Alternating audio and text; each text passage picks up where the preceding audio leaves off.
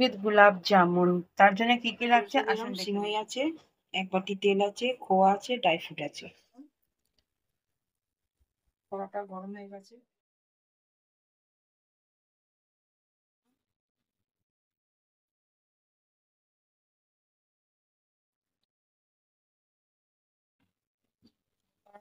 নাড়াচাড়া করে দেবেন।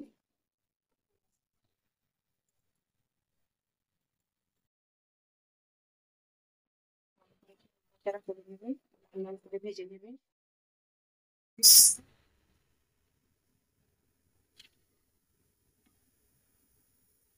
2 মিনিটের মতন 5-6 কাপের মতন দুধ নিয়ে নিলাম।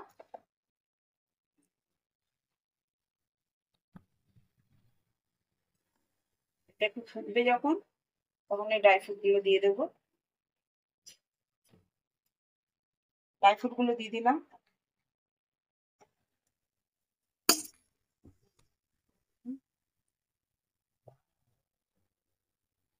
নাড়াচাড়া করে নেবেন। 1 বাটি চিনি দিয়ে দিলাম, 1.5 বাটির মতন। নাড়াচাড়া করে নেবেন।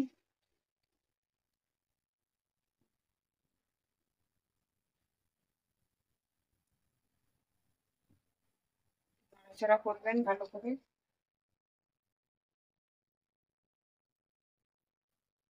বাকিগুলো ভেজে দিলাম।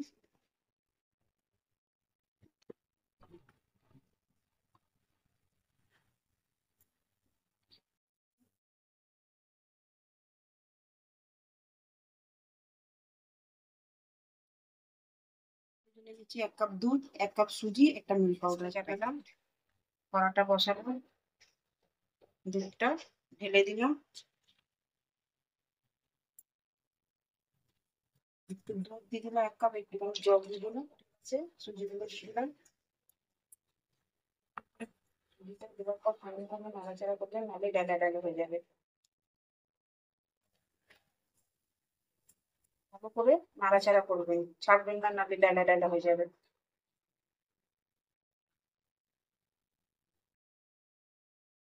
একদম শুকিয়ে নেবেন। একদম শুকিয়ে যাবে যখন, তখন দুধটা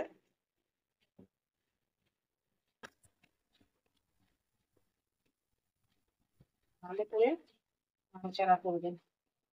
দেখবেন একদম দুধটা শুকিয়ে গেছে।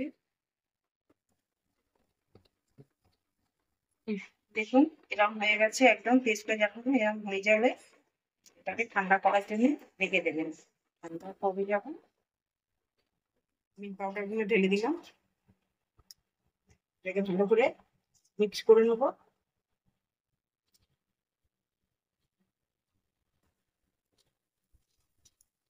দেখুন কিরকম সুন্দরভাবে নরম হয়ে গেছে। আপনারা এরকম ভাবে বাড়িতে মেখে নেবেন। গোলাপ জামুনের বল রেডি হয়ে গেছে, আপনারা এই সাইজেই বল তৈরি করবেন। তেল দিয়ে দিলাম।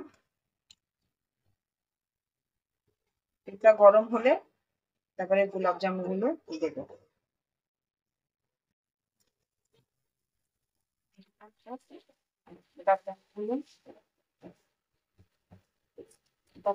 তেলে করে ভেজে নেবেন।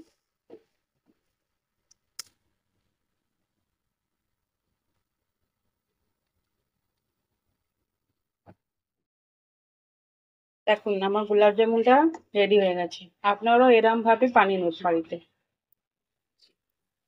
সিমাই উইথ গোলাপ জামুন রেডি হয়ে গেছে সিমাই উইথ গোলাপ জামুন।